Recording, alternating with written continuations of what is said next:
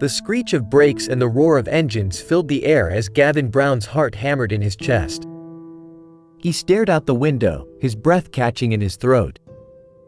A tiny, fluffy figure clung precariously to the edge of the highway overpass, barely a paw's breadth from a terrifying plunge into the swirling water below.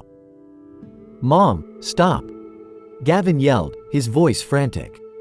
"That's a kitten. It's going to fall." Erin Brown, Gavin's mother, slammed the brakes, her eyes wide with concern. "Gavin, be careful." Gavin didn't hesitate.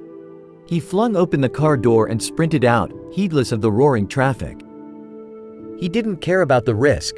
All he could think about was the tiny, terrified creature clinging for dear life. Reaching the overpass, he frantically waved his arms, trying to get the attention of the drivers. A few cars slowed, their drivers confused by the frantic teenager waving at the edge of the road. Gavin, desperate, pointed to the kitten, then to the roaring traffic below. Finally, a truck driver understood.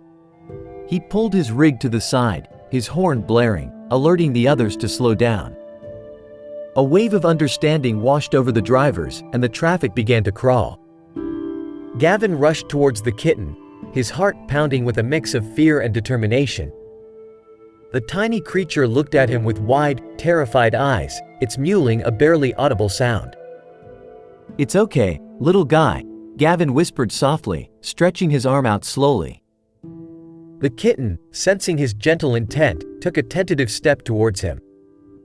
He scooped the kitten into his arms, his body trembling with relief.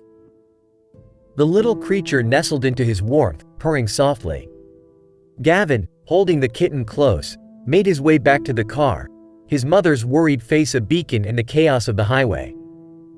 They rushed to the vet, Erin's heart a knot of anxiety. The vet examined the kitten, his expression reassuring. "He's just scared, Mrs. Brown. No serious injuries, just a bit of a fright." Erin looked at Gavin, her eyes softening.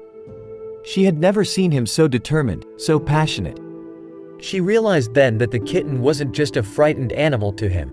It was a life he had saved, a creature he had connected with on a level she had never witnessed before.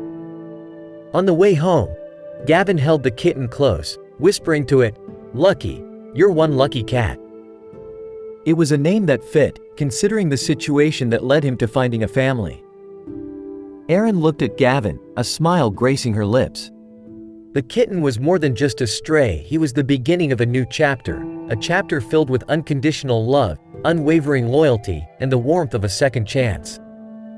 And she knew, in her heart, that Gavin would always be Lucky's guardian angel.